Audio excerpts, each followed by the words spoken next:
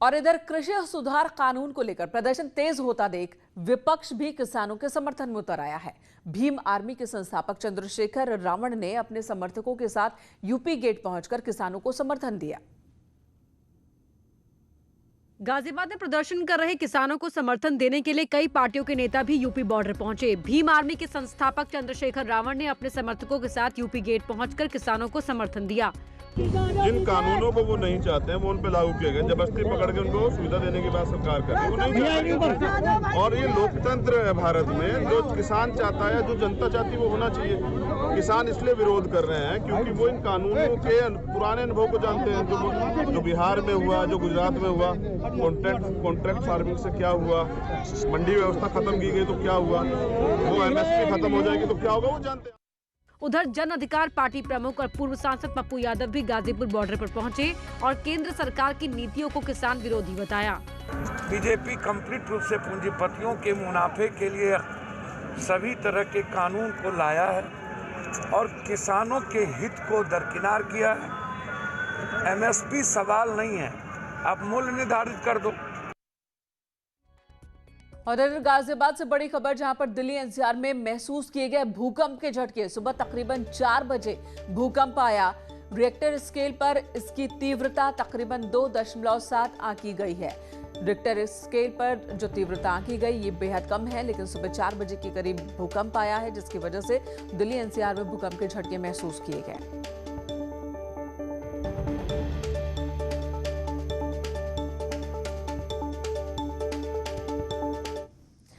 और इधर भगवान श्री राम के भक्तों के लिए अच्छी खबर। काशी की तर्ज पर अब रामलला की नगरी अयोध्या में सरयू तट पर क्रूज देखने को मिलेगा। जी हां, सरयू तट पर जल्द ही रामायण क्रूज सेवा शुरू होने वाली है और इस प्रोजेक्ट को अमली जामा पहनाने के लिए पोर्ट्स और शिपिंग मंत्रालय ने तैयारियां शुरू भी कर दी हैं।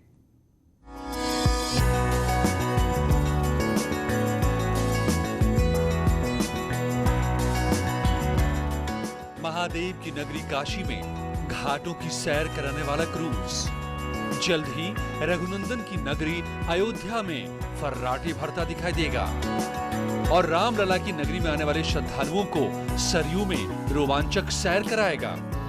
आधुनिक सुविधाओं से लैस अयोध्या में चलने वाले क्रूज का नाम रामायण क्रूज होगा। इस क्रूज में 80 सीटें होंगी और क्रूज का इंटीरियर रामचरितमानस पर आधारित होगा। क्रूज में बैठने वाले श्रद्धालुओं के लिए अंदर ही खाने पीने की व्यवस्था होगी। लजीज व्यंजन का इंतजाम होगा। साथ ही क्रूज में वो सभी सुविधाएं होंगी जो वर्ल्ड लेवल क्रूज में रहती हैं। इस लग्जरी क्रूज में बैठकर रामलला की नगरी के मनमोहक घाटों का लोग दीदार कर सकेंगे। क्रूज का सफर 1 से 1.5 घंटे का होगा। इस दौरान श्रद्धालुओं को 45 से 60 मिनट की फिल्म भी दिखाई जाएगी। इसमें राम जन्म से लेकर राज्याभिषेक तक पूरी फिल्म होगी। 1.5 घंटे में रामायण क्रूज करीब 16 किलोमीटर का सफर कराएगा। यही नहीं, क्रूज में सफर करने वाले श्रद्धालुओं के लिए सरयू तट पर पवित्र आरती में हिस्सा लेने का मौका भी मिलेगा।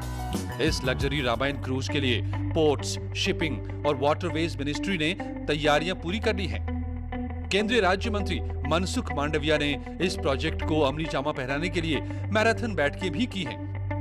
पर्यटन विभाग के मुताबिक हर साल करीब 2 करोड़ श्रद्धालु अयोध्या पहुंचते हैं। जाहिर है, अयोध्या में भव्य राम मंदिर निर्माण के साथ ही सरयू में लग्जरी रामायण क्रूज श्रद्धालुओं के लिए बड़ा गिफ्ट होगा। न्यूज़ 18 के लिए अयोध्या से अनिल कुमार की रिपोर्ट।